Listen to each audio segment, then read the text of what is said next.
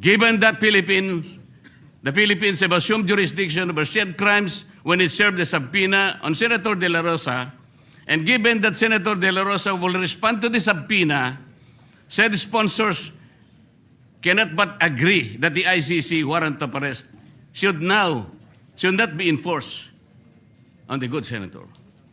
It should be borne in mind, Mr. President, that the protective custody granted to Senator De La Rosa is for the sole purpose of ensuring the following.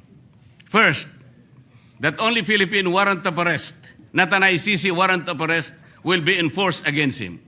Second, upon service of Philippine arrest warrant, he shall enjoy all the rights and privileges granted by the Constitution and the laws of the Philippines. Third, that he can avail of all Philippine administrative and judicial remedies and processes. Fourth, he shall remain in Philippine territory where he can exhaust all said administrative and judicial remedies and processes. And finally, and most important of all, the jurisdiction that the Philippines has assumed over his alleged crimes under R. 9851 must be exercised to the total exclusion of the ICC. Finally, Mr. President, the sponsors of Senate Resolution number 395 question the constitutional and statutory basis of the resolution granting De La Rosa, Senator De La Rosa, the protective custody of the Senate. These purposes, Mr. President, are legitimate. They do not contravene any Philippine law.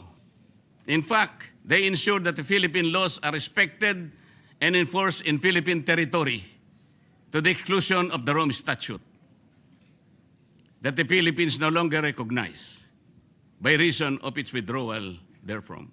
The protective custody granted to Senator De La Rosa addresses not only an extraordinary threat to his liberty, but also an existential threat to the integrity of the Philippine Senate, and by extension, a grave peril to the independence of the Republic itself from foreign interference. It is a threat emanating from a source that the Philippine Constitution laws did not anticipate. A foreign entity, Mr. President, the ICC, which jurisdiction is not only questionable but also lost due to the Philippines' withdrawal from the Rome Statute. The protective custody addresses a threat whose profound ramifications include regime change and outright interference in the sovereign affairs of the Philippines. To give inroads to the ICC is to enable it to structurally alter the Philippine Senate and disenfranchise Filipino voters for the arrested senator will be rendered futile, whose votes for the arrested senator will be rendered futile and meaningless. The ICC will transform Philippine agencies as its own puppet and tools and hold hostage Philippine officials, civilian and military, against whom it can initiate prosecution anytime and in perpetuity. The Senate's custodial protection is born out of self-preservation, which is the first law of nature for both men and institution, Mr. President. The Philippine Senate has granted custodial protection to witnesses in order to ensure the continuity and integrity of its legislative hearings. It is with more reason that it can and should grant custodial protection to its members to enable them to discharge their mandate unmolested by a foreign entity like the ICC and its local tentacles and subalterns.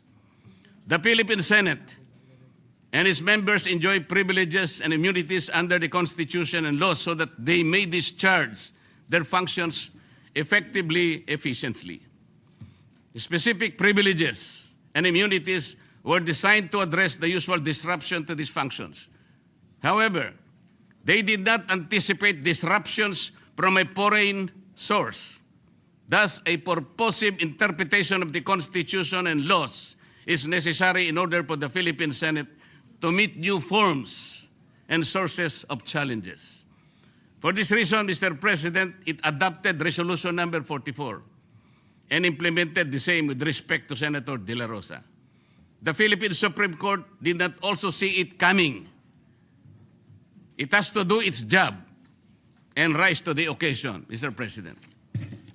In the end, the dignity and integrity of the person of Senator De La Rosa as well as of any member of the Senate, including the sponsors, represent the dignity and integrity of the institution of the Philippine Senate vis-a-vis foreign interference. Resolution number 395 will weaken its dignity and in the process destroy its integrity as an institution that stands as the last bastion of democracy. Dapat lamang na ibasura ang resolution number 395. Maraming salamat po, Ginoong Pangulo. Former Senate President, Minority Leader Senator Soto is recognized. Thank you. Mr. President, parliamentary inquiry. I definitely don't mind after Senator Pia Cayetano took the floor because of the allegation that was brought out in media about her. So I definitely support that. But I wonder what happened to our agenda because after the roll call and after Senator Pia Cayetano, I was expecting the reading of the journal be approved and in the reference of business before the privilege speeches.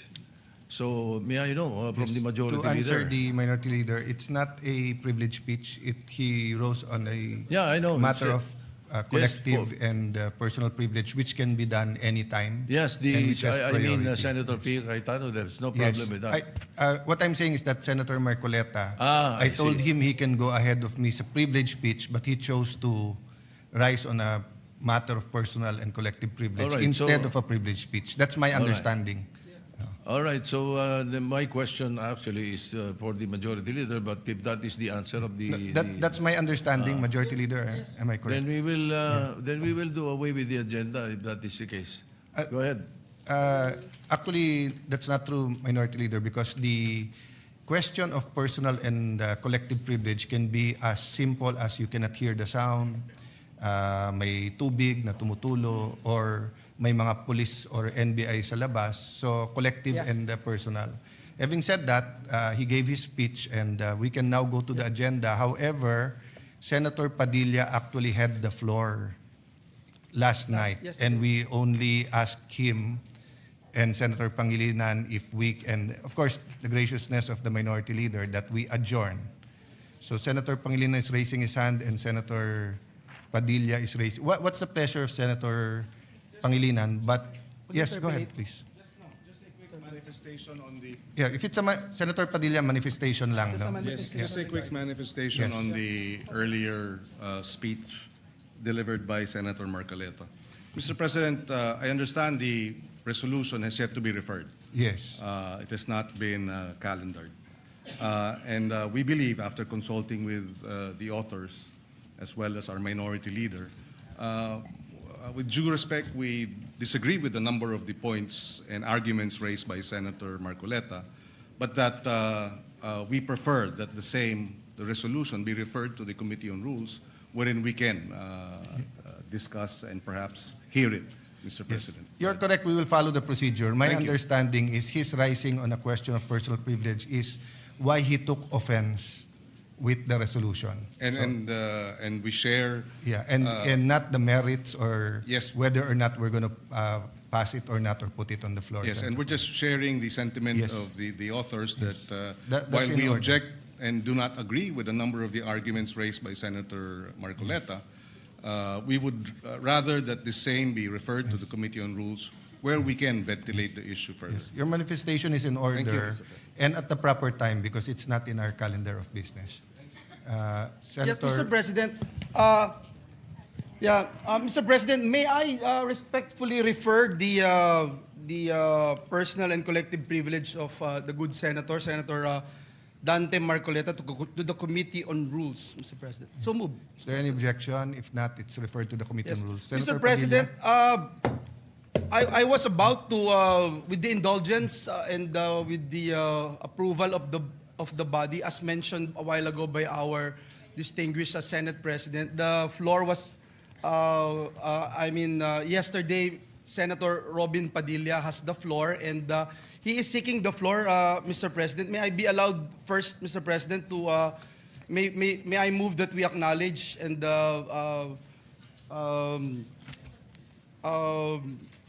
recognize the good gentleman, Senator Robin Hood Padilla. Senator Padilla, you're recognized. Maraming salamat po, Ginoong Pangulo, at sa ating pinunong mayorya. Mga mahal kong kasama, mga kagalang-galang kong kasama, at mga karespeto kong mga kasama, meron po akong naiwang usapin kahapon sa ating sesyon. Tungkol po ito sa asal o decorum ng isa sa ating kasamahan. Kaya naman, muli po akong humingi ng pagkakataon na makapagsalita ukol dito upang ipaalala at bigyang diin ang ating mga alituntunin dito sa Senado. Naniniwala po ako na mahalagang mapanatili natin ang respeto, paggalang at kaayusan sa bawat pagdinig at talakayan. Ayon po sa ating rules, ang sabi po dyan, Section 93, Rule number 34, Unparliamentary Acts and Language. Ang sabi po dyan, acts and language which offend a senator or any public institution shall be deemed unparliamentary. Sa wikang Pilipino, ang mga kilos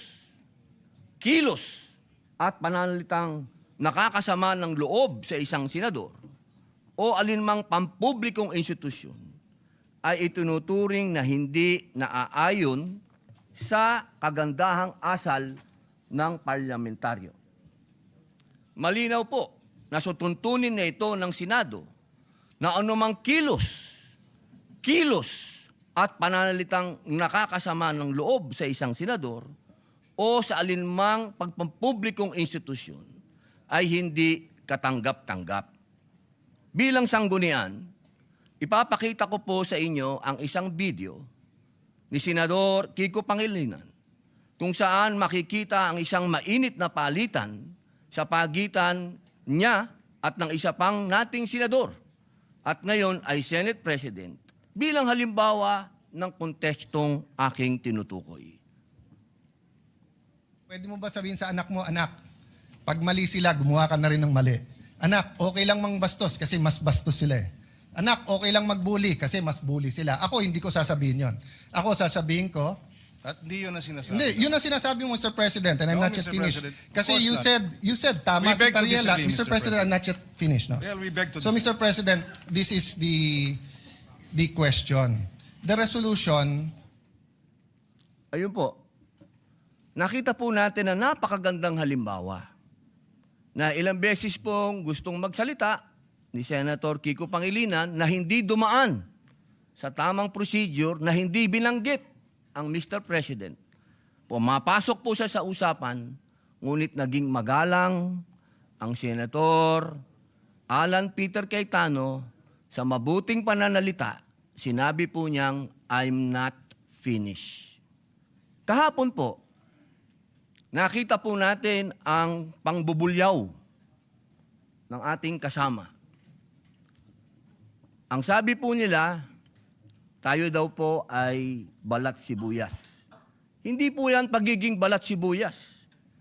Ito po ay nasa rules of the Senate.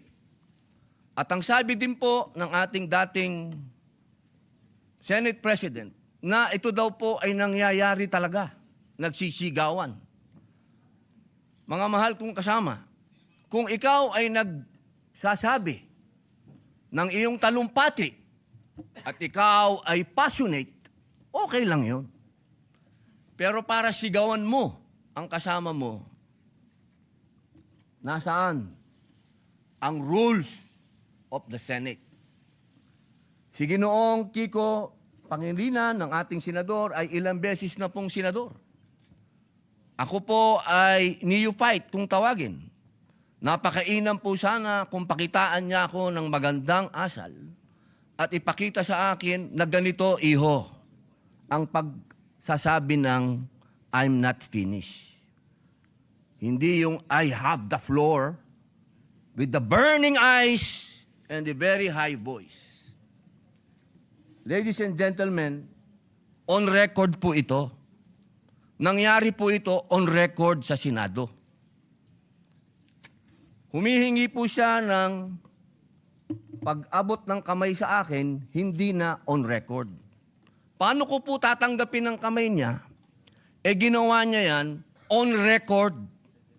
Kaya sana po, hinihingi po natin bilang pakikiisa sa aking dasal, na siya ay, kung siya talaga ay nais niyang mag-abot ng kamay, on record. Sabihin niya mismo sa plenaryo na siya ay nagkamali. Katulad po ng ginawa ni Senator Lacson na tumayo kanina at nagsabing siya ay nagkamali. Hindi po ito usapin ng lalabas tayo sa media at sasabihin mong balat sibuyas ako.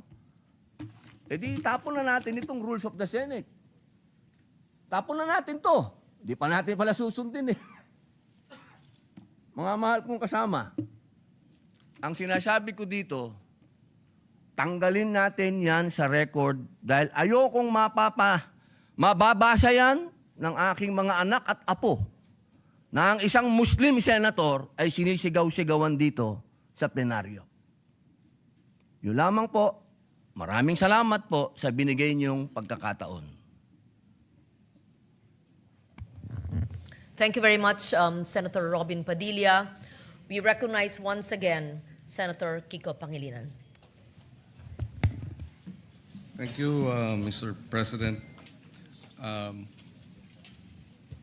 Mr. President, ang suggestion ko ay dahil napanood ko kagabi sa balita na nais pong magsampa ng ethics case laban sa atin na si Senator Robin Padilla. So ang suggestion ko, isampa na yung ethics case at doon na po sa ethics committee natin pag-usapan ito dahil marami pang ibang mga mas importanteng bagay sa aking paniwala ang dapat nating talakayin. Maraming salamat po. For the record, Mr. President. Thank you very much, Senator Pangilinan. We recognize Senator Padilla once again. Wala na po siguro mas importante kung rules of the Senate ang pinag-uusapan natin. So, ang ibig pong sabihin ba niyan na hindi kayang mahumingi ng paumanhin ng isang veteran senator? Para sa kanyang pagtaas ng boses? Yun po ba? Nakikita ko po ang matamis ng ngiti ni Senator Kiko Pangilinan. Napakahirap po bang sabihin nun? At kailangan pa natin umabot sa ethics? May I suspend session first?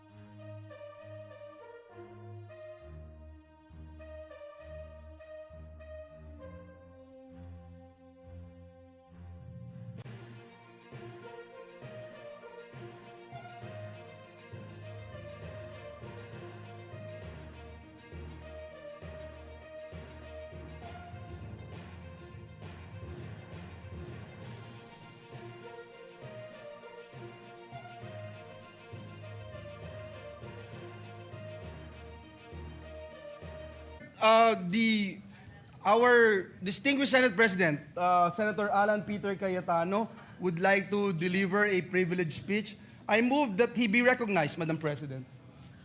We recognize Senate President Alan Peter Cayetano for his privileged speech.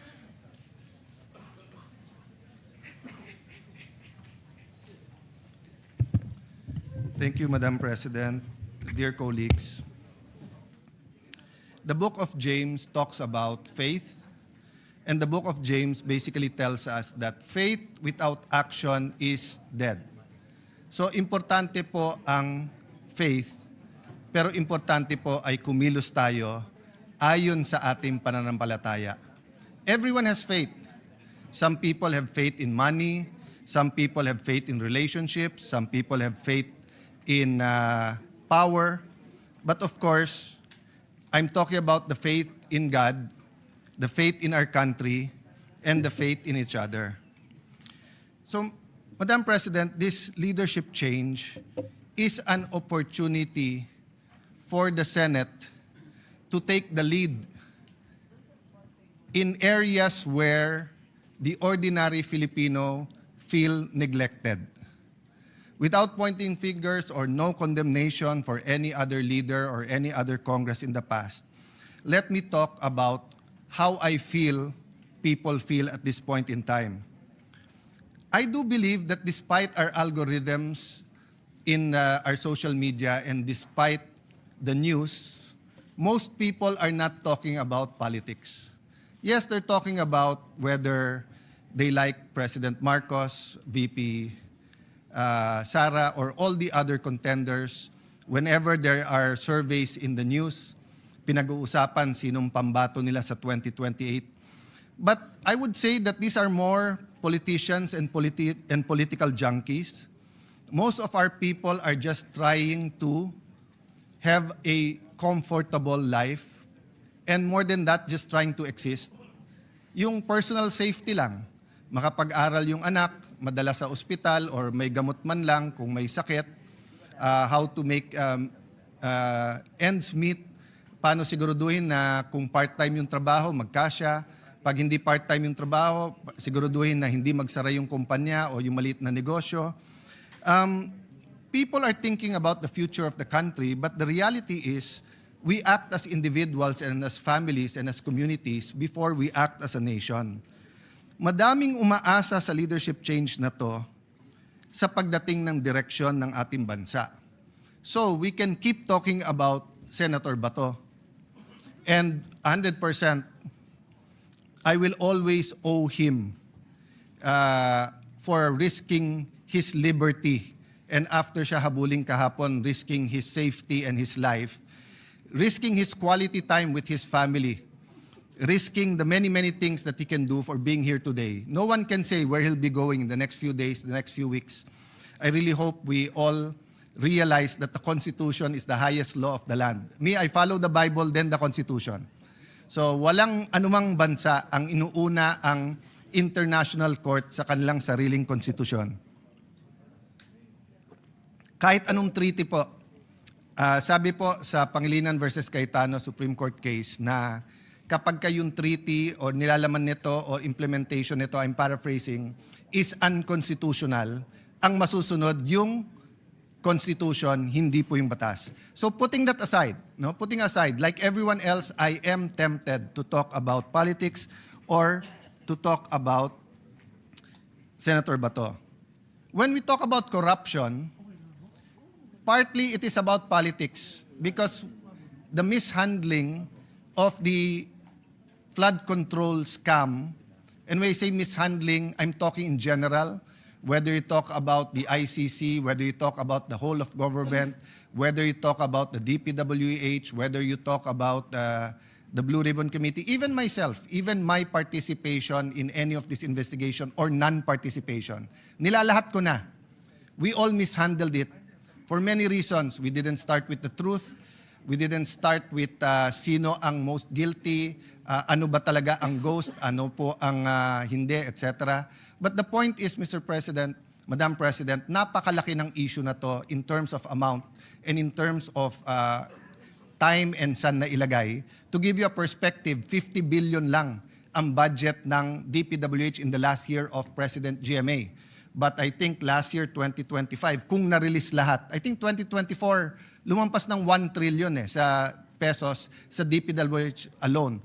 Pero hindi totoo na lahat ng flood control ay ghost. At hindi totoo na binulsa ang buong 1 trillion pesos or binulsa ang buong 350 billion. Pero yun ang tumatak. And the problem is, any Tom, Dick, and Harry na barangay captain, konsihal, mayor, congressman, even senators, administration, opposition, pag merong kang isang contractor dun sa lugar na yon, nakasama sa listahan, ang target hindi the truth eh. Ang target, dumihan yung kalaban. So, I remember from the start of my career, yung nagsasabi sa akin, pag naglabang kayo sa putikan, lahat kayo mapuputikan. No, you cannot get in the mud to fight someone and then siguro si Bato mukha ni Mr. Clean. But for the rest of us, when we're in the mud, di ba? The reality is madudumihan tayo.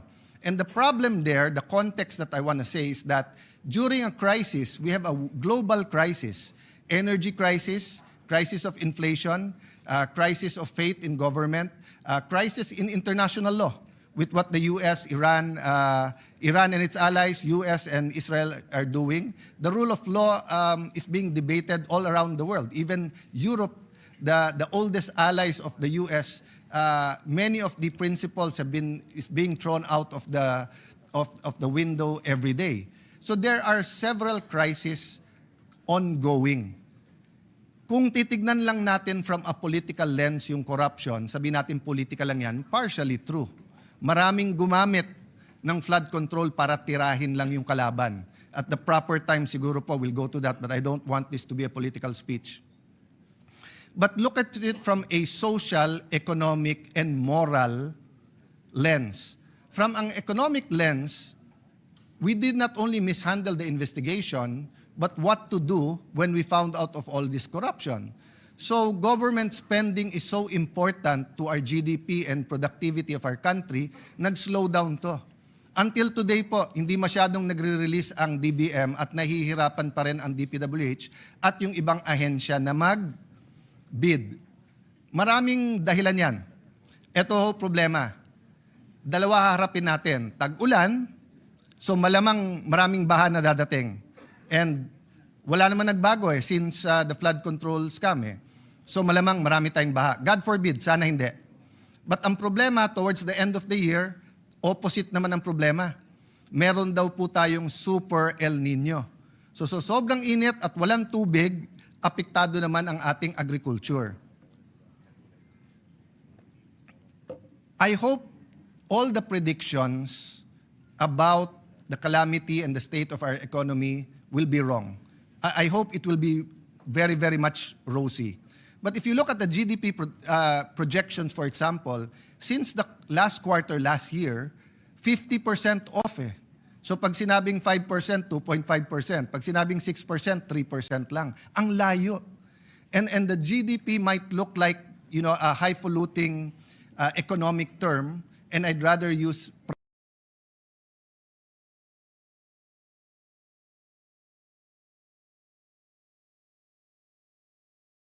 presyo, trabaho, kita, masyado ba mataas ang presyo na hindi natin mabili yung dapat natin bilhin? Maliit ba masyado ang kita na hindi pa rin natin pwedeng bilhin yung gusto natin bilhin kahit mababa ang presyo?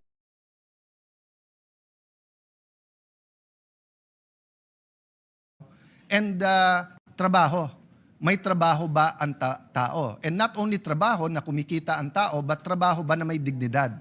So from an economic lens, corruption affects our everyday problems. And I think during the times that we talk about big scandals in our country, corruption scandals, suddenly, hindi lang presyo, trabaho at kita, hindi lang PTK, may isa pang K or C if English ang gagamitin natin, corruption. So right now, I feel that on the mind of every mother, of every father, of every lolo, lola, is the basics, health, education, pagkain, kuryente. Of course, sa mga highly urbanized, it's the internet, no? food prices are steadily rising. Unfortunately, it seems that the 7% inflation rate is here to stay. Hindi mawawala yon. So just put it simply, kung kumikita ka ng 100 pesos in the year, 93 pesos lang ang halaga ng pera mo kasi 7% yung inflation. I mean, you can argue with me about the math, pero simplihan lang natin, di ba? If you have 1,000 pesos, 930 na lang yan. If you have 10,000 pesos, 9,300. So hindi masyado tumataas ang minimum wage at ang sahod sa ating bansa. Pero yung presyo ng bilihin, at least 7%. Yun ang problema natin sa food prices. Bakit po? Hindi naman po lahat sa inflation rate ay food prices, although most of it is food prices. So,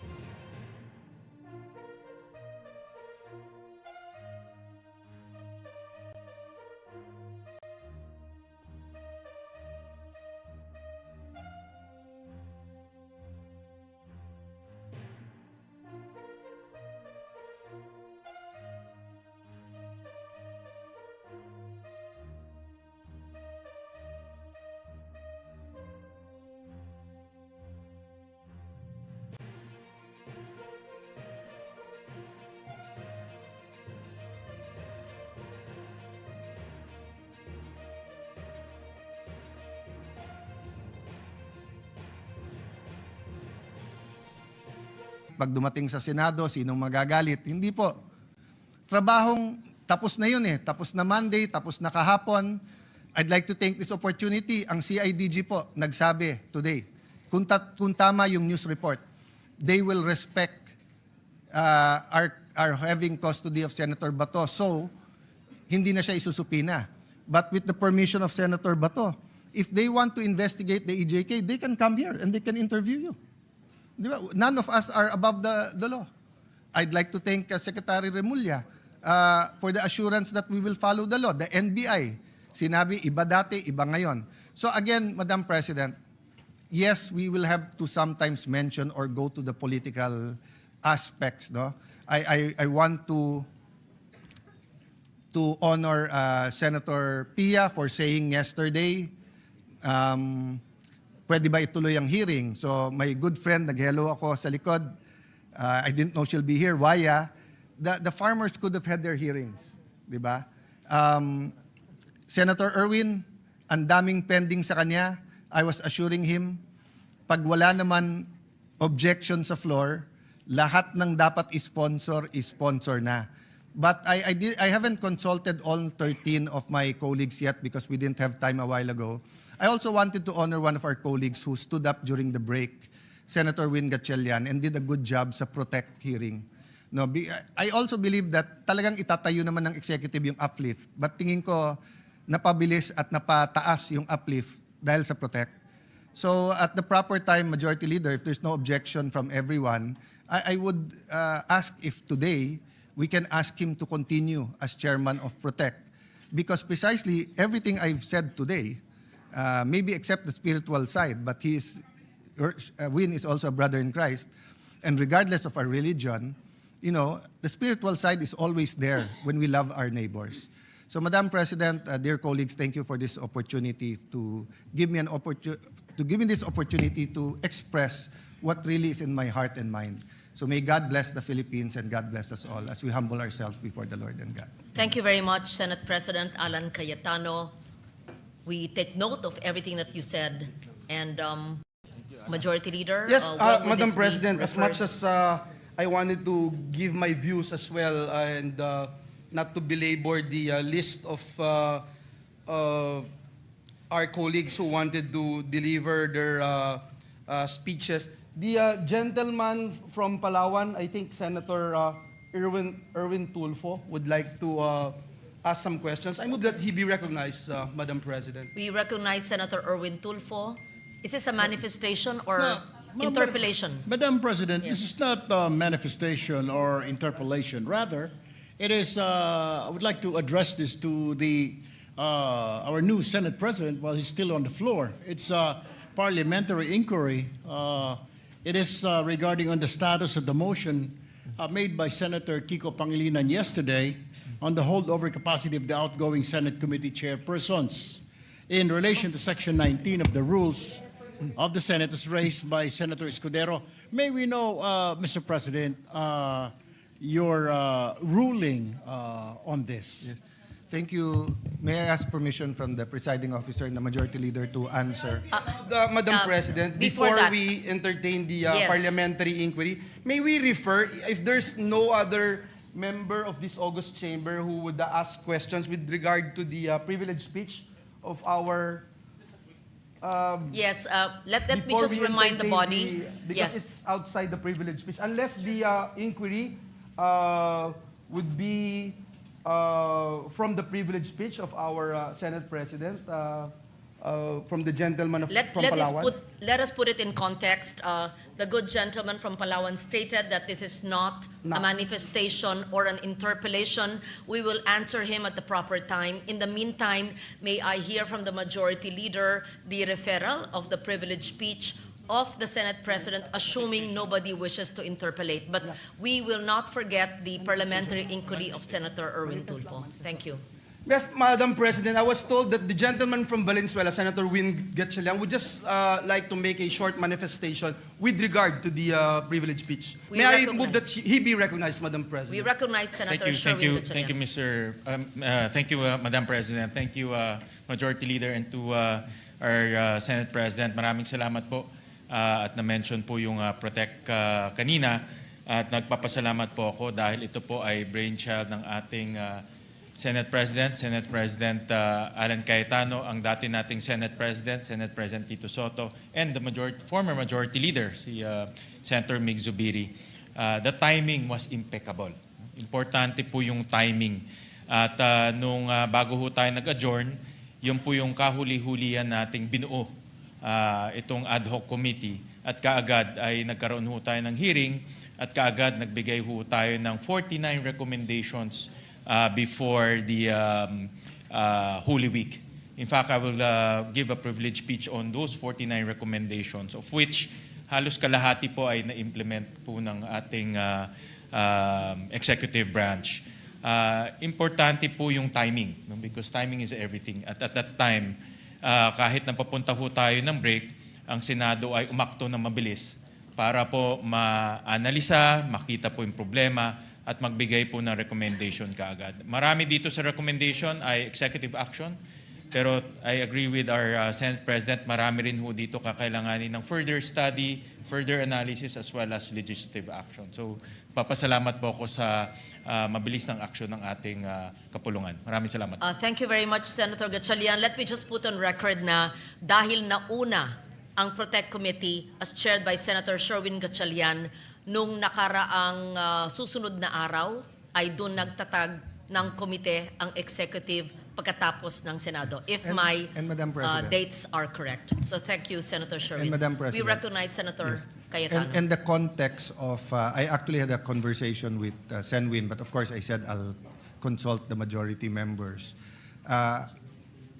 What I did, instead of attending the Protect, because I saw you very decisive there, I saw Senator Marcoleta, Senator Joel, I think Senator JV attended.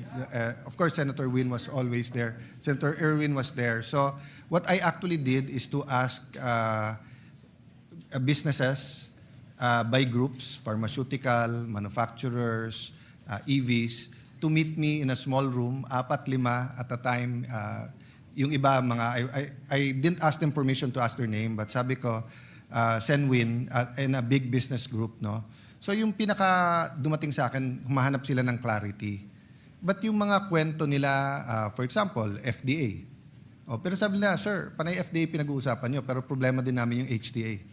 Di ba?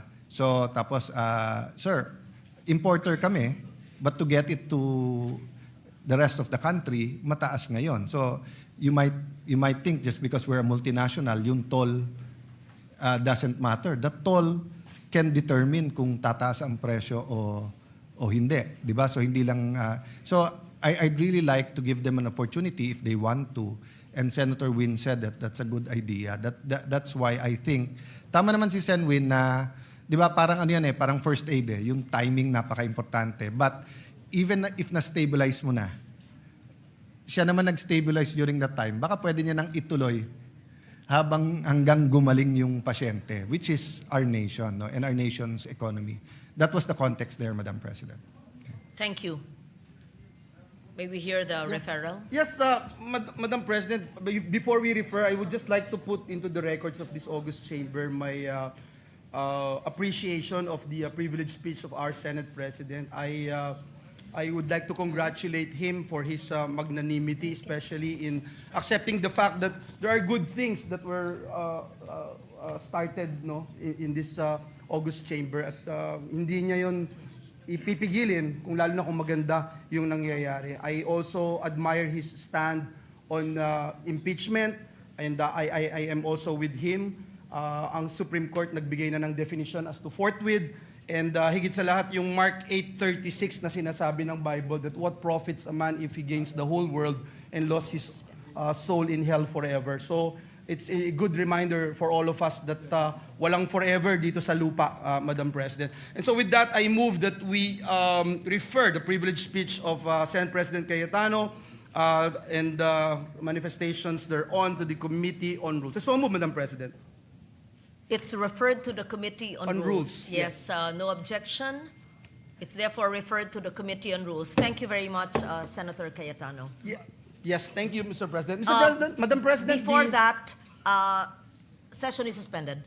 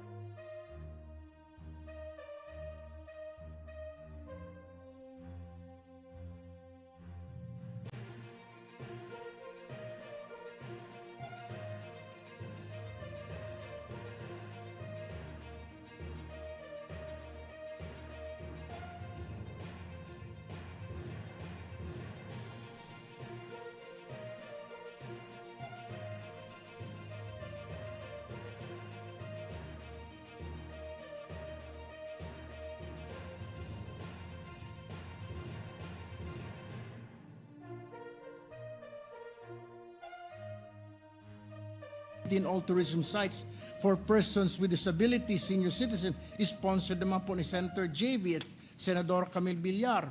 Nariyan din po yung Senate Bill 2092, an act declaring Waling-Waling as the National Orchid of the Philippines, sponsored by Senator Loren Legarda. So, Ginoong Pangulo, ang tanong ko po, maaari po ba,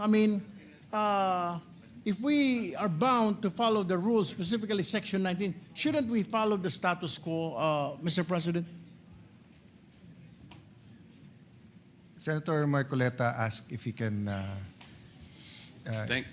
Thank you, Mr. with the President. permission of Senator. Go ahead po. We recognize Senator Marcoleta. Interject. Thank you, Mr. President. I appreciate the problems being encountered by Senator Erwin. Pero masasabi ko po, Mr. President, mas maswerte siya sa akin dahil siya po ay nakitaan ko na ng napakarami pong mga bills niya na nag-transition na po sa third reading. May na-report na po yung mga committee, mga nakapag-report na po. At yung iba nga po ay naidepensa niya dito sa ating bulwagan. Ako po yung tatlong major bills ko po na inaasahan ko po sana na ma-fast track. Pagkatapos po ng 8 buwan, bago lang po na-hearing, minsan lang po eh. Yung isa po, nasa pang 10 buwan na po, yung pong 12% VAT reduction sa sales ng electricity. Baka sakali pong ma-agenda na po for first hearing po. Wala po. Kami po ang dapat magreklamo sapagkat walang lumilitaw po sa mga inaakala naming mga major bills na makakatulong po sa ating mga mamamayan. Naintindihan ko po yung kanyang discomfort. Sapagkat gusto niya talaga na maisulong lahat ang mga inaakala niyang panukalong batas na makakatulong. Ganon din po ang representasyong ito, Mr. President. Pero hindi po ako nawawalan ng pag-asa kasi alam ko po yung ating legislative meal po ay unpredictable. Ang dami po. There are 1,001 factors that might come in and interfere in our deliberations and entire process of enacting a particular bill. So sana po ay magkaunawaan na lamang tayo. Hindi lamang po kayong naapektuhan. Mas lalo po ako, isip-isipin po ninyo, 10 buwan na po nakakaraan. Yung isa pong bill na para sa akin ay napaka-importante. Lalong-lalo na po ngayon sapagkat tumaas na po ang lahat. Hindi pa po, na-agenda na po last week, kaya nga nagkaroon po ng disruption ngayon. Baka sakali pong may agenda na sa lalong madaling panahon. Salamat po, Ginoong Pangulo. Madam President, to answer directly Senator Tulfo, may I proceed? Please proceed. Yeah. So first, for measures already on the floor, there's no reason it cannot proceed. We will have a majority caucus as soon as we adjourn. I think Senator Win will speak. I don't know if anyone else will speak. So as soon as we can start our caucus, we'll take that up. For COM reports that are not yet filed, it's more of prudence because we have to finalize the membership, the 1392.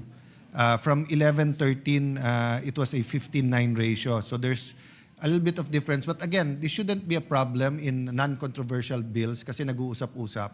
Having said that, my suggestions also is that we resubmit what are our priority 10 bills. And then I personally will talk to the new chairpersons. If they will not hear it with a certain period of time, can we create a subcommittee? Which we usually do naman. I remember the first time I was Senator Angara. Ed was such a senior senator then, but sabi niya, Alan, create ng subcommittee, pero ako na mag-hear nito. And then he took over. And natuto ako sa ganun move kasi pati pala merienda, chairman magbabayad. Pero siya yung nag-hear. But bumilis tuloy lahat. No? The third one is maybe, I'm sure the minority leader will be in the LEDAC. Once we get a sense of the timing of the impeachment, we have to discuss either the legislative calendar and the schedule of the impeachment. Because if we can do both, Remember, when we talk about legislation, there's the hearings and then there's plenary. You need time for both. So assuming we agree on 3 or 4 days nung hearing, is that half day para meron pa rin legislative meal? Kasi kailangan mo din ng 1 day ng motion day. Lahat ng korte ay merong isang araw na may motion para masubmit. Tapos merong, usually, if I'm not mistaken, it's a Friday. Para nga during the weekend, mabasa lahat ito. Di ba? And that is barring any, my wife is from Bicol, from Tiwi, Albay. So I ask you to pray harder with us na hindi mag-worsen yung sitwasyon ng mayon, di ba? Any calamity from the super El Nino to storms, linogs, or earthquakes, or yung pagputok ng bulkan, no? Whether it's in Negros or etong sa Albay, we'll definitely need, in our situation now, we'll need our attention, whether individually or as a group or the committee. So we really have to figure out as a body. So that was the essence nga nung aking speech. So thank you for pointing out, Senator Tulfo, that in fact there are urgent necessary bills that are there. Last point, I did start going to the possible chairmans yesterday. So like Senator Bongo, who will most probably be our chairman of the Committee on Health, said that most of the bills tinitignan niya, but most of the bills walang problema, pwedeng siya, pwedeng si Senator Risa. I actually approached Senator Amy about the treaties, and she told me, go ahead. But then when I went to see her today, she said, go ahead, but malamang hindi ko kunin yung committee na yon. So mali pala yung nakonsulta ko. So I have to talk to sinong magiging chairman. And as you know, we are in need of a regular or full-time majority leader because Senator Joel Villanueva is not disposed to accept that position. If you want to join the majority, so far the majority leader is open, Senator Tulfo. Yeah, that's a good offer, but let me think about it, And Mr. that would President. give us an even number of 14, easier for computation. Let me seek divine guidance, Mr. President. No, I Every believe morning in when that. I I wake believe in up, that, yeah. I ask and pray to the Holy Spirit to always guide me for right decisions, Mr. President. And I praise you for that because we all should do that. No? Yeah. Well, anyway, Madam President, Mr. President, we're amenable to that, to the creation of subcommittees. We hope that the new chairpersons, Mr. President, will honor your word. I will not stay longer, Mr. President. Therefore, we submit to the wisdom of our new Senate President. Thank you, Madam Thank you, President. Senator Tulfo. Thank you, Senator Tufo. We recognize Senator Risa Ontiveros.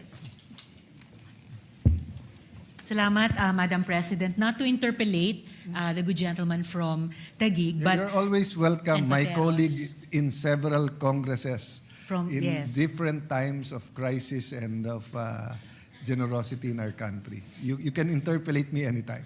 Salamat, Madam President, good gentleman. But it's really just to thank the good gentleman from Palawan dun po sa pagbanggit muli sa dalawa sa bills na hiningan ko ng clarification kahapon sa Senate President. Ang mga kalahating dosena ito. And thank you, Senator Erwin, sa pagbanggit muli dun sa Anti-Hospital Detention Bill at saka yung Magna Carta of Barangay Health Workers Bill. Dahil ito po, Madam President, itong dalawa ay halimbawa ng ready for amendments na on the floor. So, nagpapasalamat po ako kay Senator Erwin at dahil nag-motion sila kanina kung itatakal po yan, sinasegundahan ko po subject to the decision of the new leadership kung alin sa mga bills na ito sa iba't iba nating mga komite na hinug na for completion of a certain period, for example, in the legislative Yes. process, So- para at least maisara na po. So yun So lamang just for po, the information of Mr. Madam everyone, President. after the speech of Senator Win, the majority will go into a caucus. You're most welcome to join us if you're going to join the majority. Afterwards, on Thursday, I will be meeting the Secretary General, the Deputy Secretary Generals, the COMSECs, the other department heads, and I did this in the House of Representatives, to encourage them and empower them. So parang bibingka, yung apoy nasa ibabaw, nasa ilalim. So on one hand, the chairman will make certain decisions, but we want to empower the COMSECs to push. And tamang-tama yung timing kasi when we were planning this yesterday, nagsabi nga na may LEDAC sa Tuesday. So right after the luncheon, which will talk about legislation and how to prioritize and how do you call it, work very productively in the box, but how to work out of the box. We will be also meeting with the LEDAC Secretariat at 3 o'clock. No? So yun lang po, if you can submit by today or tomorrow, what's your top 10 bills, but maybe put an asterisk or whatever. What's the 7 or 10 bills we can agree on as a body that will really help us during this time of crisis? No? Salamat po sa Thank good you. gentleman from Taguigan Pateros, Madam President, and I will happily and proudly stay with the minority. Thank you.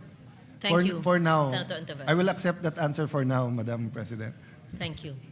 Majority Leader. Thank you, Mr. President. At this juncture, Mr. President, the gentleman from Davao and Isabela, Senator Rafi Tulfo, would like to deliver a privileged speech. I move that he be recognized. We recognize Senator Rafi Tulfo. Thank you, Mr. President. Madam President, my dear colleagues, today I wish to address an urgent public health issue that is silently but steadily affecting the Filipino people. Ang pagtaas ng kaso ng chronic kidney disease. Ito po ang bato na gusto ko pong ipaaresto. Ang bato sa kidney.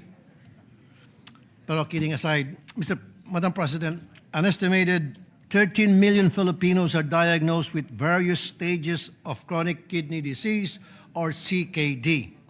This makes up for 11.2% of the Philippine population. Ibig sabihin, sa bawat 10 tao dito sa plenaryo, may isang may CKD, unfortunately. According to the Philippine Society of Nephrology, every hour, kada oras, may isang Pilipino na nagkakaroon ng chronic renal failure. At kung dati pang senior citizen lang ang sakit na ito, ngayon, 57.44% of kidney disease patients ay nasa 20 to 59 years old. Pabata ng pabata ang mga pasyente ng CKD. Hospitals across the country are reporting new cases among children and teenagers, some as young as 4 years old, who are already grappling with the realities of kidney failure. In fact, I have come face to face with these young CKD patients. At nakita ko po ang lungkot sa kanilang mga mata dahil alam nilang habang buhay na nila ito kakaharapin. Itong si Mariano Trias ay na-diagnose nung siya ay 30 taong gulang pa lang. Si Ron Ryan Jacinto na-diagnose naman nung 16 years old pa lamang siya. At 6 na taon nang nagda-dialysis. At si RG Sibulan, 4 years old pa lang nang ma-diagnose at halos 10 taon nang nagda-dialysis dahil sa stage 5 ng CKD. I invite you to watch this short video.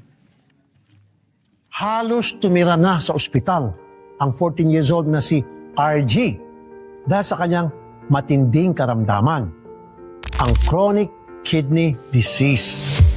Ang kanyang kalbaryo nagsimula sa murang edad na 4 na taong gulang pa lamang. Hindi na sumasagay sa isip pag sumuko. Gusto ko masaya lagi. Masaya lahat. Ayoko na makita si mama umiyak eh. Lagi na sa isip ko si mama pagod na. Galing trabaho, walang tulog. Tapos pupunta na kami ng ospital. Pagdating dun, wala nang pahinga. 7 taon na po ako ngayon dinadialysis eh. 30 years old po ako nung nag-umpisang dialysis eh. Wala po akong bisyo, alak, sigarilyo, wala po ako niyan.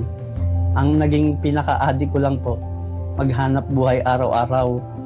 Sa hanap buhay ko araw-araw, kaya lang po yung nagawa kong inumin ba pag nabiyahe ng tricycle, yung energy drink, yung po ang sumira sa akin. 2 months lang po niya sinira yung kidney ko. Bumigay na agad. Stage 5 na ang chronic kidney disease ni Ron Ryan. Nung in-abdomen ultrasound po ako, nakita po maliliit po yung kidneys ko.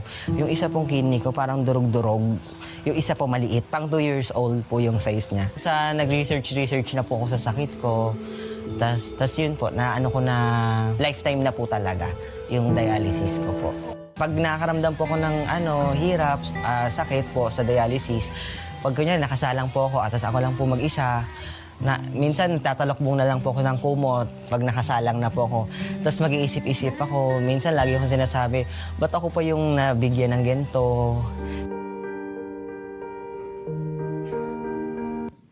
Madam President, the big question now is, why is CKD becoming so prevalent, especially among young people? The steady rise of cases that can be attributed to lifestyle choices. Sa pang-araw-araw na buhay, ang karaniwang Pilipino ay nasanay na sa instant. Dahil ito ay madali, masarap at mura. Ang sinasabi ko po ay mga processed food at packaged drinks. Ang mataas na pagkonsumo ng processed foods, sugary beverages, and salty snacks combined with low physical inactivity have contributed to rising rates of obesity, hypertension, and diabetes, all major risk factors for CKD. Ayon po sa Department of Health at Philippine Renal Disease Registry, ang primary cause ng CKD sa Pilipinas ay dalawa po. Una, uncontrolled diabetes. Pangalawa, high blood sugar levels can damage your kidney filters. Over time, your kidneys can become so damaged that they no longer do a good job filtering waste and extra fluid from your blood. Ang hypertension, high blood pressure can damage blood vessels and other parts of the filtering system in the kidneys. If these parts of the kidneys filtering system are damaged, your kidneys may not work as well to remove waste and extra fluid from your body. Extra fluid in your body can raise your blood pressure even more, thus creating a dangerous cycle. The rising cases of CKD in young adults and children is a sign that there is something wrong with our healthcare system. Madam President, the Philippines ranks among the countries with the highest rates of CKD in Southeast Asia, while countries like Singapore and Thailand have also seen increases. The rise in the Philippines is particularly steep. This can be attributed to a combination of limited access to preventive health care, greater exposure to risk factors, and lower awareness among the general public. The primary problem is in the lack of programs for early detection of CKD. Madam President, CKD often shows no symptoms in its early stages. That is why early detection is crucial, because when identified early, CKD can often be managed with medication and lifestyle changes. Simple routine tests, sana, such as checking blood pressure, blood sugar, and urine for protein, can catch kidney disease before it progresses. Unfortunately, dito sa Pilipinas, 1 out of 3 CKD patients are already in stages 3 to 5. At sa stage na ito, the cost of managing the disease is 11 times more than managing it in its early stage. From 44,000 pesos to mataas hanggang 116,000 pesos for non-diabetic patients, and from 46,000 pesos to 120,000 pesos for diabetic patients. That is why we must focus on education, regular screening in schools and communities, and promoting healthy habits from a young age. With this, I propose that we explore measures that could address this health concern. Let us provide our people with programs for early detection, essential diagnostics procedures such as the urine albumin to creatinine ration test remain inaccessible to many patients because they are not covered by PhilHealth, and they cost around 1,500 pesos to 3,500 pesos per test. I filed Senate Bill number 2123, ang Accessible Kidney Care Act, which will provide free kidney health screening in barangay health centers and super health centers to make screening more accessible to the public. Other preventive measure that we could put in place is the improvement in the daily nutrition habit of our people. I filed Senate Bill 1668, or the Health Rating Label Act. The measure will provide a system that measures the overall nutrition profile of packaged food and beverage products from 1 as the least nutritious to 5 as the most nutritious. The rating system is calculated based on a product's calorie, saturated fat, sodium, sugar, and fiber content. Several countries have implemented these measures, and major food and beverage manufacturers have complied. The manufacturers either put the warning label or simply reduce the sugar or sodium content to avoid having the products marked as unhealthy, and as a result, turn off their consumers. Mr. President, the impact of CKD on a young person's life is profound. Physically, CKD leads to fatigue, weakness in advanced stages, the need for regular dialysis, a process that replaces kidney functions but requires several hours, multiple times a week. This can interrupt schooling, work, and social life. Panghabang buhay po ang sakit na CKD, which is why, beyond the physical toll, CKD also brings emotional and social challenges. Families are affected too, facing high medical costs and the emotional weight of supporting a loved one through this chronic disease. As advocates for our people's health, Madam President, let us remember that the fight against CKD is not just the responsibility of doctors and hospitals, it is a challenge for all of us.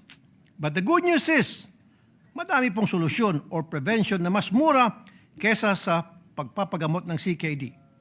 I hope for the support of my dear colleagues, and I know whoever will chair the Committee on Health, may kita nilang halagaan ng mga panukalang ito.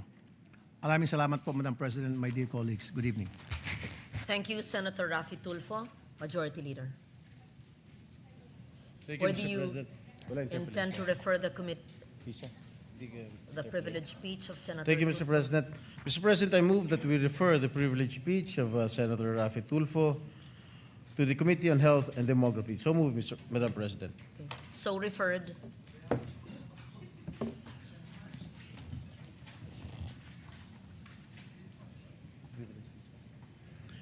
Madam President, the gentleman from Venezuela, Senator Win Gatchalian, would like to deliver a privileged speech. I move that he be recognized. We recognize Senator Sherwin Gatchalian. Thank you, Madam President. Thank you, Majority Leader. And thank you for giving this representation the opportunity to give this privileged speech. This was supposed to be given last week, but due to some circumstances, this privileged speech has been delayed. So maraming salamat po for the opportunity. Mr. President, distinguished colleagues, I stand before you today on an issue that should concern every Filipino community, not only because it affects the cleanliness of our surroundings, but also because it directly impacts public health and safety. And allow me to play the video, Mr. President. Madam President.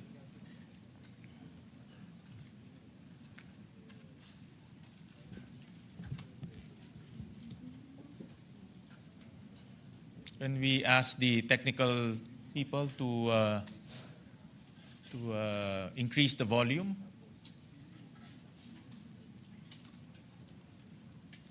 Pakitaas po yung volume.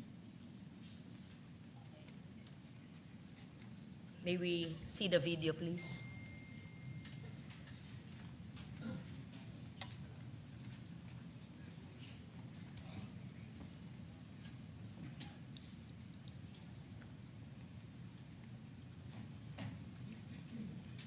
May we request to turn up the volume?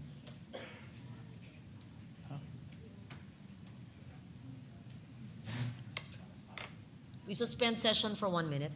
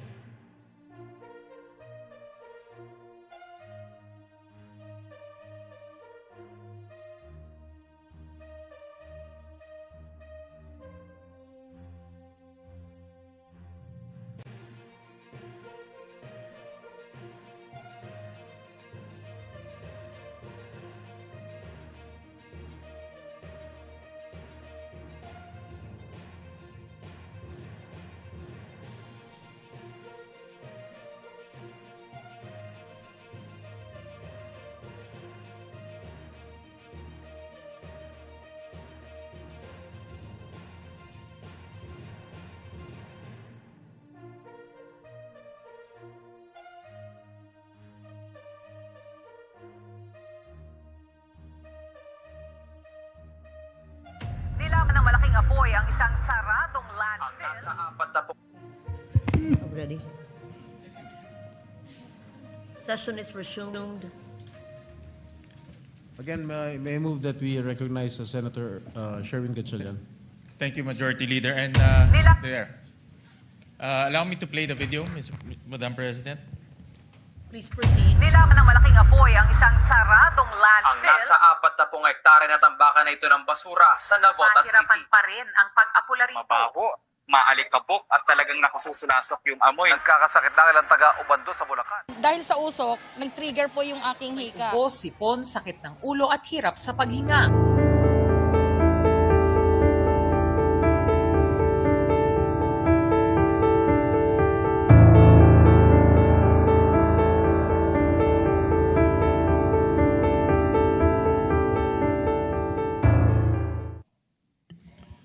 On April 10, a massive fire broke out at the Navotas sanitary landfill. In the days that followed, thick, hazardous smoke billowed from the mountain of waste and spread across several parts of Metro Manila. Navotas City, Valenzuela City, Caloocan City, Malabon City, Pasig City, Mandaluyong City, Quezon City, and San Juan City were all shrouded in thick smog. The smoke even stretched as far as Obando, Bulacan. At hindi ito simpleng usok, Madam President. Inuulat ng mga naapektuhang residente na nakaranas sila ng matagal na sakit ng ulo, kahirapan sa paghinga at iba pang sintomas na dala ng maruming hangin. Ang tawag ng Department of Health sa panganib na hangin na ito ay haze. Maruming hangin na naglalaman ng particulate matter na maaring makapasok sa bloodstream o daloy ng ating dugo at magpapalala sa mga sakit o existing conditions. Media reports say that nearly 500 people who live near the landfill were evacuated from their homes to the municipality of Obando, Bulacan. And even then, the haze still reached them. Most tragic of all, 54-year-old Arlene Abbott died due to reported health complications after being evacuated due to the harmful smoke from the landfill. And although the fire has finally been extinguished, the fact that it took 1 month only underscores the gravity of the incident. Madam President, this is not only landfill-related tragedy to strike our country in recent memory. Just this January, a garbage landslide struck the Balinaw sanitary landfill in Cebu City. Search and rescue operations ended after 10 days. By then, 36 people had died and 18 others suffered injuries. Madam President, what happened in Navotas and Cebu are not just isolated incidents. They were man-made disasters created by the way we manage, contain, and dispose waste. Most of all, there were warnings that I first sounded 6 years ago. In 2020, I raised an alarm over the country's worsening waste management system. At the time, I warned this chamber that our growing volume of garbage was starting to exceed the absorption capacity of our disposal systems. 6 years to the day, I sound this warning again, because now the consequences of inaction have turned deadly. Innocent lives have been lost. Hundreds have been driven from their homes. And once again, ordinary Filipinos pay the price for our failure to act before the crisis worsened. Let me paint a picture of the situation on the ground. The average amount of waste our country generates each day has been rising steadily, and the figures are alarming. From 51,400 tons per day in 2015 to 61,700 tons per day in 2024. This is a 20% increase in daily waste generation in less than a decade. And now, according to the 2025 data from the National Solid Waste Management Commission, our country generates 22.18 million metric tons of waste annually, more than 48,000 Olympic-sized swimming pools every year. At the current annual growth rate of 2%, the country is projected to produce more than 27 million metric tons of waste per year by 2035. Our daily waste production will increase to more than 74,000 tons per day.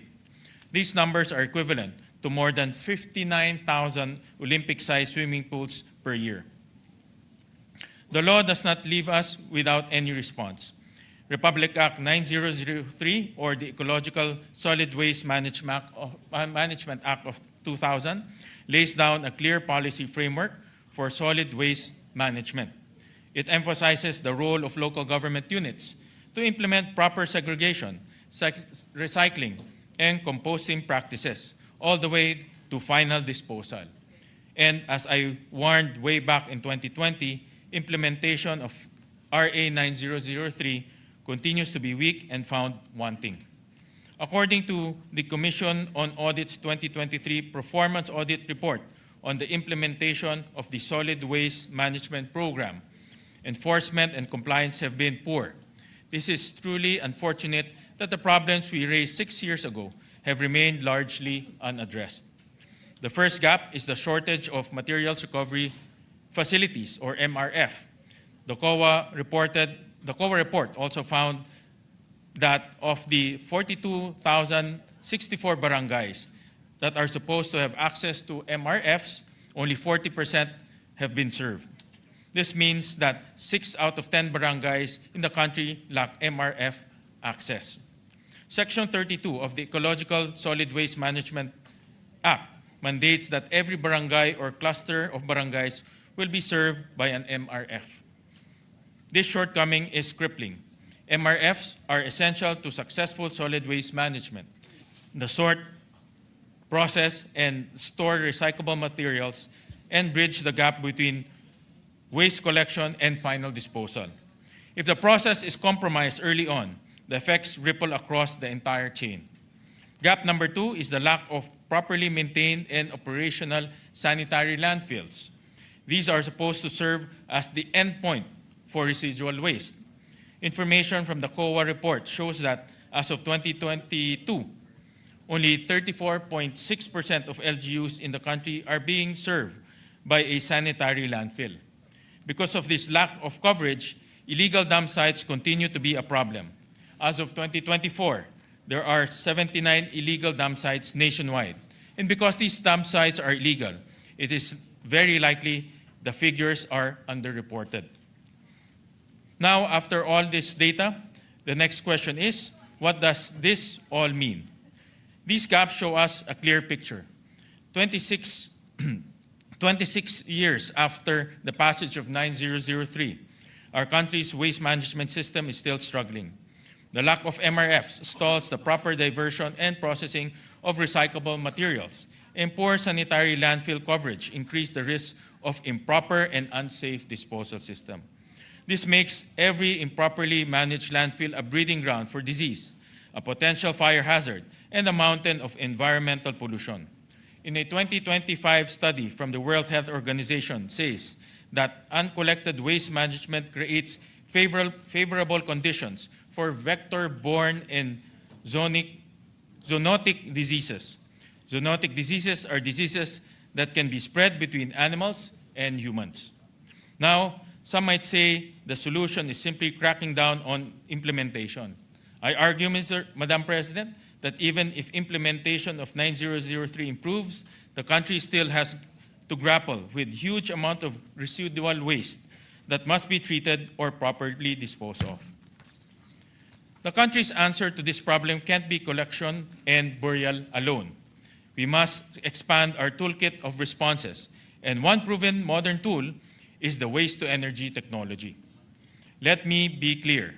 Waste-to-energy is not a replacement for 9003. The intention is to enhance it. The first line of defense is still reducing waste at the source. We should still address the gaps in landfills and the lack of MRF coverage. But even after all these things are applied, we still have to deal with a large number of residual waste. This waste cannot simply be left to pile up in landfills that are clearly overburdened. Waste-to-energy gives us another option, not just to dispose of this waste safely, but also to convert it into productive resource.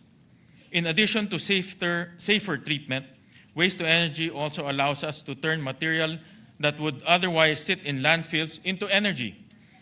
The Department of Energy estimates that the municipal solid waste generated by Metro Manila and our highly urbanized cities, an estimated of 6.12 million metric tons of municipal solid waste, can generate 335 megawatts of installed capacity.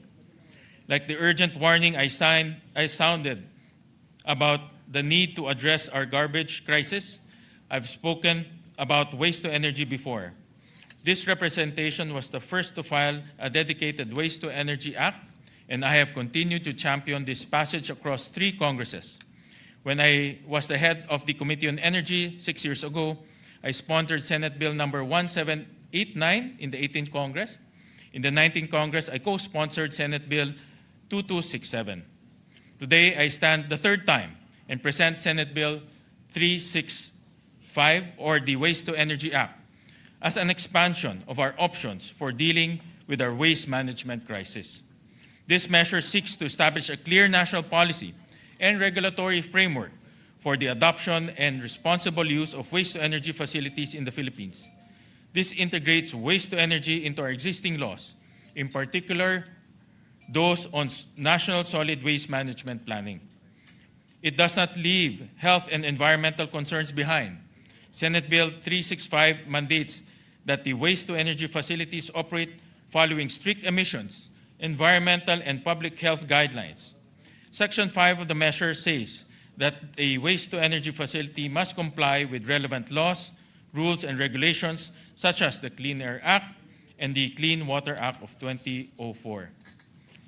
It also takes the additional step of empowering the Department of Health and the Department of Environment and Natural Resources.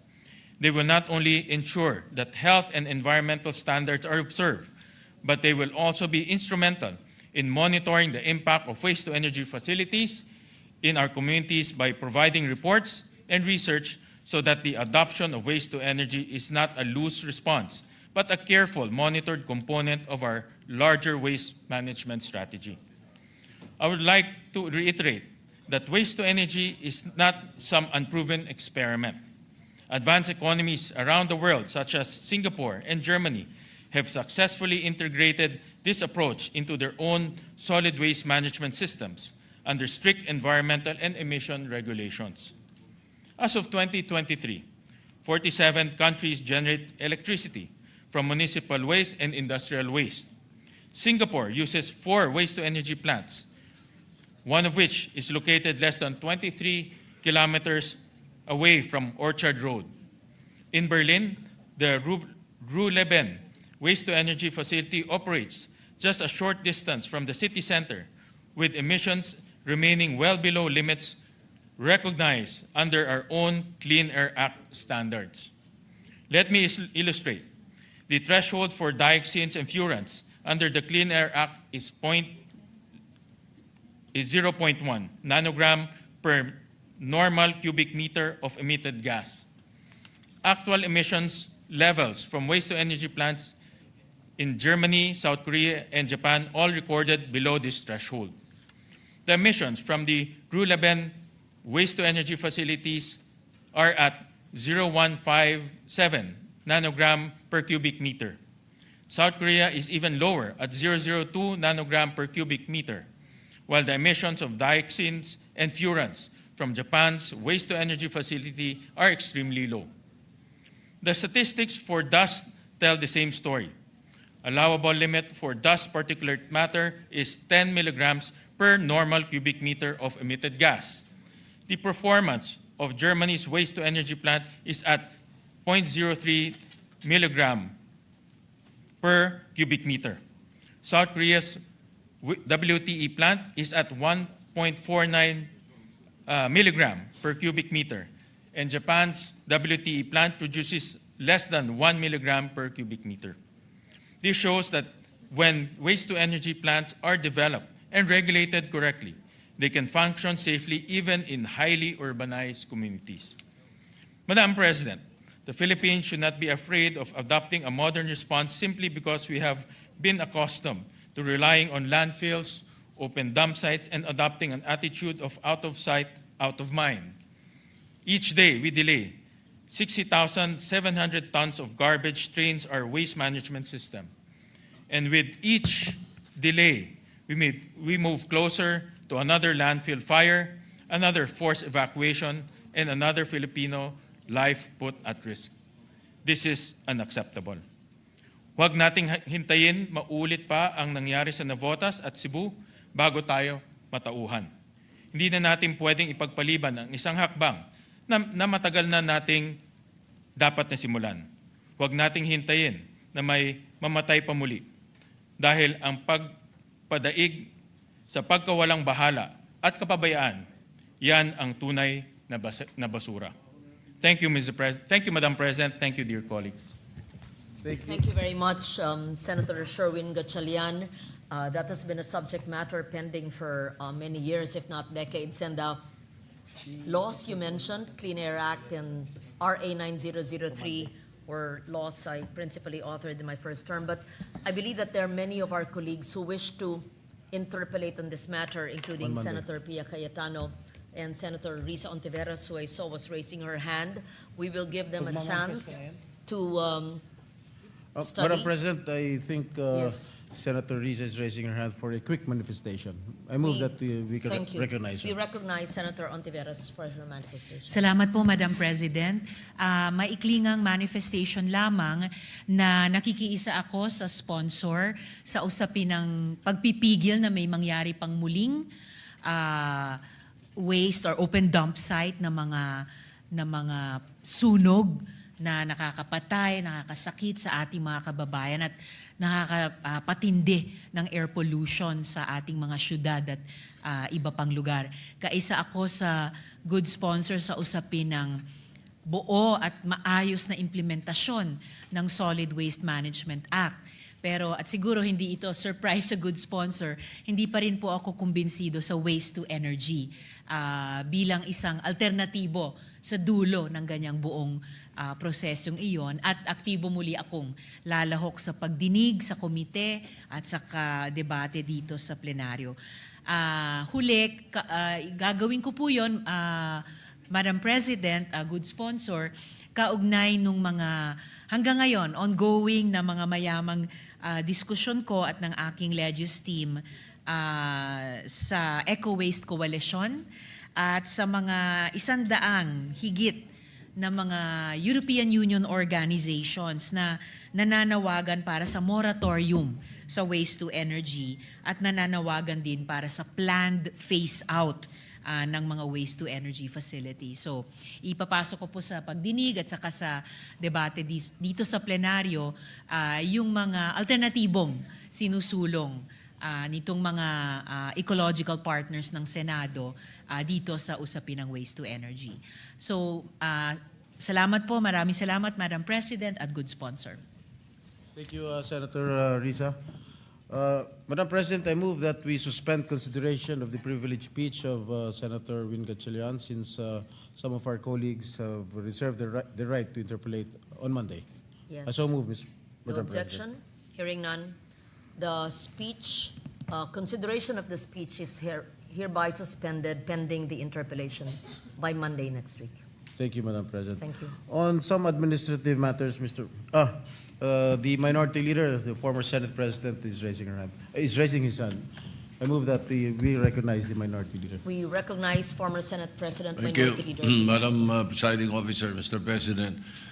May I know from it's a parliamentary inquiry, may I know from the Secretariat if we are in receipt already of the articles of impeachment from the House of Representatives? I have it from a reliable source from the House that they have sent it. So I don't know if you have received it already. Yes, I am told by the Secretary General that none has been received thus far. You have not received it yet. It's 5:47. None received. As of 5:48, As of 5:48, you PM. have not received it. All right. Thank you. and it is, We'll await. and may I say this as well, to put on record, it is a belief of this representation that there must be a fair and independent court and that action must be taken forthwith. Correct, Madam President, because I distinctly remember the last time it was submitted here, it received at 4:15 p.m., but you adjourned at 7 without the body knowing about it. So I just want to make sure Yes. that before we adjourn, Yes. we are in receipt. If we do have received it, and if really the House of Representatives has already sent it, the message was for around 4:25 this afternoon. I repeat, the message I'm receiving from the Secretary General is that Not it has yet. not been received. And Thank you. just a minor correction from the former Senate President when you say you adjourned, because in generations to come, they will not say or read who is you. I was not the presiding officer, Mr. Minority Leader, at the time. So in reference to me, when you say it is you, just to put on record, it was not this presiding officer, Senator Legarda, who was the Senate President or the presiding officer at that time. Just for correction, because it will just be a black and white indication on the archives of the Senate. Thank you. Thank you. At this juncture, Madam President, just some administrative matters. Madam President, I move that we proceed to the Senate President's designation of Senate conferees to the Conference Committee on the disagreeing provisions on Senate Bill number 1894 and House Bill number 8476, the bills amending the Universal Access to Quality Tertiary Education Act. So move, Madam President. Is there any objection? Hearing none, the following members are hereby designated as Senate conferees to the Conference Committee on the disagreeing provisions on Senate Bill 1894, House Bill 8476. This is my bill, therefore I'm the chairperson. The members are Senator Joel Villanueva, Senator Pia Cayetano, Senator Mark Villar, and on the part of the minority, Senator Bam Aquino. So designated. Thank you, Madam President. Madam President, may I seek for a minute suspension? Senate suspended.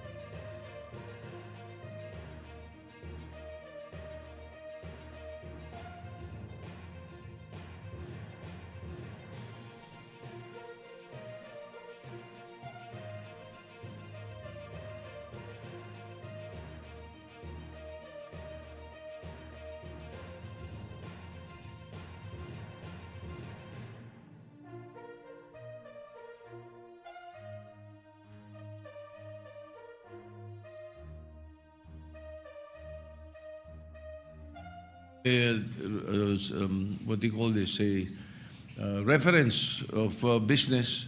So we might as well do the reference of business, and if by the time we finish, then you are ready to adjourn and we have not received it yet, then it's no longer our fault. Yes, Mr. President. Yes. Oh, Mr. Former Senate President, yes. Majority Leader, Madam President, may we proceed with the reference of business? please proceed. Reference of business. Message to the President of the Philippines. Letter of His Excellency President Ferdinand R. Marcos Jr., dated 29 April 2026, proposing increasing the minimum access volume by 150,000 metric tons annually for a period of 2 years, commencing in MAV year 2026, such that the MAV for pork for MAV year 2026 shall be set at 204,210 metric tons from current level of 54,210 metric tons, pursuant to Public Act number 8178. The proposed adjustment seeks to address persistent domestic supply constraints arising from the prolonged impact of the African swine fever. Referred to the Committee on Agriculture, Food, and Agrarian Reform. Messages from the House of Representatives. Letter from the House of Representatives informing that the Senate on 6 May 2026 designated Representatives Romulo, Asidre, Gatchalian, Escudero, and Jokno as conferees to the Bicameral Conference Committee on the Operations House Bill number 4744, titled An Act Establishing the Private Basic Education Voucher Program, providing for the creation of the Bureau of Private Education, reporting funds for repealing for the purpose sections 2, 3, 4, that's 3, 4, 5, 6, 7, 12, 14, and 15 of Public Number 8545, otherwise known as the Expanded the Government Assistance to Students and Teachers in Private Education Act, is amended Republic Act Number 6728, otherwise known as the Government Assistance to Students and Teachers in Private Education Act, and Senate Bill Number 1981, titled An Act Establishing the Private Basic Education Voucher Program and appropriating funds for repealing for the purpose Republic Act Number 6728, or the Government Assistance to Students and Teachers in Private Education as amended. Referred to the Committee on Rules. Later, from the House of Representatives informing the Senate that 6 May 2026, it ratified the Conference Committee report on the disagreeing provisions, House Bill Number 5939, titled An Act Allowing the Department of Education the flexibility to determine the pedagogical approaches to be implemented in the basic education curriculum, amending for the purpose Section 5, Republic Number 10533, or the Enhanced Basic Education Act of 2013, and Senate Bill Number 1899, titled An Act Allowing the Department of Education the flexibility to determine the pedagogical approaches to be implemented in the basic education curriculum, amending for the purpose Section 5, Republic Number 10533, or the Enhanced Basic Education Act of 2013. To the archives. Letter from the House of Representatives informing the Senate that on 6 May 2026, it ratified the Conference Committee report on the disagreeing provision, House Bill Number 4745, titled An Act Institutionalizing the Public Basic Education Schools in Geographically Isolated, in Disadvantaged and Conflict-Affected Areas, providing access roads leading to last-mile schools, and putting funds therefore, and Senate Bill Number 1937, titled An Act Institutionalizing Support for Public Basic Education Schools in Geographically Isolated and Disadvantaged Areas, and appropriating funds therefore. To the archives. Bills on first reading. Senate Bill Number 2122, An Act remaining the Tawi-Tawi Regional Agricultural College as a Tawi-Tawi State College, strengthening its governing board, and appropriating funds therefore, by Senator Legarda. Referred to the Committee on Higher Education, Technical and Vocational Education, and Finance. 2123, An Act mandating the establishment of dialysis centers, expanding access to kidney disease detection and dialysis treatment services, and appropriating funds therefore, by Senator Tulfo R. Referred to the Committees on Health and Demography, Social Justice, Welfare, and Rural Development, and Finance. 2124, An Act excluding system loss from value-added taxes in the sale of electricity to residential household consumers, by Senator Pangilinan. Referred to the Committees on Ways and Means and Energy. 2125, An Act strengthening the Philippine Normal University, declaring it as a national university for teacher education, and appropriating funds therefore, by Senator Gatchalian. Referred to the Committees on Higher Technical and Vocational Education, Ways and Means, and Finance. Resolution number 385, resolution honoring the life and legacy of Martin Alondris Tuason, for his invaluable contributions, steadfast commitment, and unwavering dedication to strengthening the Philippine defense industry, by Senator Subiri. Referred to the Committee on Rules. Communication. Letter from Acting Executive Secretary Ralph G. Recto dated 13 April 2026, transmitting to the Senate a certified true copy of the Petroleum Service Contract Number 91 between the Republic of the Philippines and the Consortium NPG, Party Limited, Pilodril Corporation, Oriental Petroleum and Minerals Corporation, Forum Energy Philippines Corporation, and Alcorn Petroleum and Minerals Corporation, pursuant to Section 2, Article 12 of the Constitution. Referred to the Committee on Energy. Committee reports. Committee report number 61, submitted by the Committee on Justice and Human Rights on House Bill number 6639, introduced by Representative D. FC et al., titled An Act Granting Philippine Citizenship to Benny Francois Boatwright III. Recommended approval without amendment taken into consideration. Senate Bill number 1595 by Senator Pangilinan. Calendar for Ordinary Business. Committee report number 62, submitted by the Committee on Justice and Human Rights on House Bill number 6644, introduced by Representative D. et al., titled An Act Granting Philippine Citizenship to Matthew James Ramos, recommending its approval without amendment taken into consideration. Senate Bill number 1613 by Senator Pangilinan. To the Calendar for Ordinary Business. Madam President, at this point, I move that we adjourn the session until 3 o'clock in the afternoon of Monday, May 18, 2006. Session is adjourned at 5:58 p.m. and we resume on Monday, At 3 o'clock. 3 p.m., May 18, 2026.